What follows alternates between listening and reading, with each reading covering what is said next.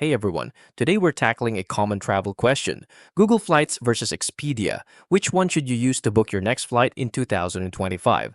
Whether you're after the best deals, smooth booking, or added perks, we'll break down the key differences to help you decide. First, what are these platforms? Google Flights. Google Flights is a search tool, not a booking site. It pulls real-time flight prices from hundreds of airlines and booking partners, offering smart insights and filters. You're directed to the airline site or a third-party platform to complete your purchase.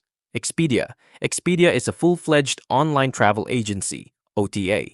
You can book flights, hotels, cars, cruises, and vacation packages all in one place. Expedia often offers bundle discounts and a rewards system for frequent travelers. Second, pros and cons. Google Flights. Pros. Real-time flight prices pulled directly from airlines. Smart filters and insights. Track prices. Suggest cheaper dates/routes. Direct airline bookings equal better customer service and fewer hidden fees. Fast and easy user experience. Google Flights. Cons: you can't book on Google Flights itself. Doesn't show package deals or loyalty discounts. Some low-cost carriers may not be included. Expedia Pros. All-in-one travel booking. Flights, hotels, cars, and bundles. Expedia Rewards gives you points and member discounts. Great for vacation packages and trip planning.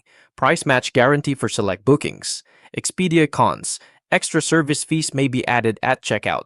Customer support is through Expedia, not the airline. Flight changes or cancellations can be tricky with third-party bookings. Now the question, which one should you use? Use Google Flights if you value real-time pricing, want to book directly with airlines, and need smart flight tracking tools with a clean, no-frills experience. Use Expedia if you're planning a full trip, flights plus hotels or cars, and want to earn rewards, access package deals, or manage everything in one place.